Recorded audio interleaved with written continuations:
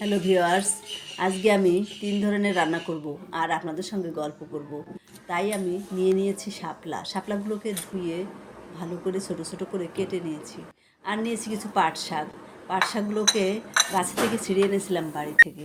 তাই আমি সেগুলোকে বেছে কেটে নিলাম। এখন দেখুন, বড় একটা মাছের মাথা নিয়েছি, কিছু ট্যাংরা মাছ নিয়েছি, আর নিয়েছি কিছু ইলিশ মাছ আর 4টে কই মাছ।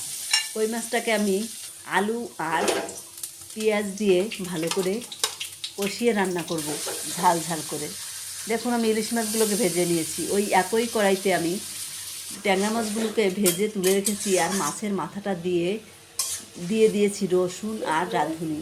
একটু নেড়ে চেড়ে দেখুন আমি জল দিয়ে দিয়েছি। আর ওদিকে আমি পেঁয়াজটাকে একটু লাল করে ভেজে দিয়ে দিয়েছিলাম আলুগুলো একটু ঢেকে আমি ভালো করে লাল করে ভেজে নিয়েছি। এখন দিয়েছি কিছু মশলা, আদা রসুন আর দিলাম জিরে গুঁড়া আর মরিচ গুঁড়া। ভালো করে কষিয়ে নিয়ে আমি আলুটার ভিতর জল দিয়ে দিয়েছি। আর এদিকে আমার শাকটাকে দিয়ে আমি একটু ঢেকে দেবো, না হয় আমার শাকটা নরম হবে না। দেখুন, ওদিকে আমি কিন্তু আলু আর ঝোলটাকে একটু নেড়ে চেড়ে অনেক সময় রান্না করে মশলাটা কষিয়ে নিয়ে পরে দিয়ে দিলাম মাছগুলো দিয়ে কিছুটা সময় আমি রান্না করে নেব।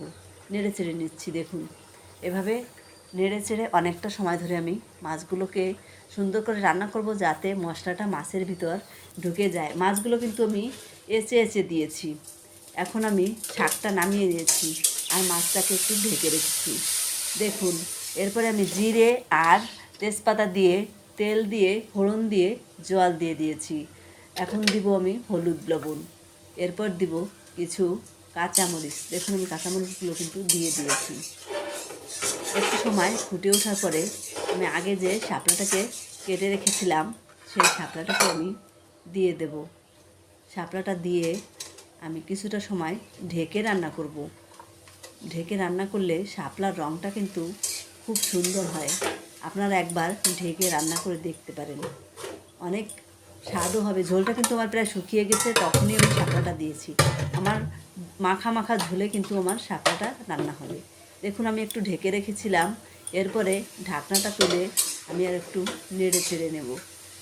এরপরে আবার কিছুটা সময় ঢেকে দেব। দেখুন, কিছুটা সময় ঢেকে দিয়েছি, আর ওদিকে আমি মাছটাকে নামিয়ে নিয়েছি। মাছটাকে কিন্তু কিছু কাঁচামরিচ আর গরম মশলা দিয়ে আমি নামিয়ে নিয়েছি। এখন আমার শাপলাটাও কিন্তু অনেকটা নরম হয়ে গেছে। আমি একটু দেখে নেব হলুদ লবণ হয়েছে কিনা। দেখুন, একটু হলুদ লবণ হয়েছে কিনা দেখে, লবণটা মরিচটা হয়েছে কিনা দেখে নিলাম। এরপর আমি ইলিশ মাছগুলো দিয়ে দেবো। মাছগুলো একটু নেড়ে চেড়ে নামিয়ে নেব। 3টা রান্নাই কিন্তু আমার খুব মজার হয়েছে।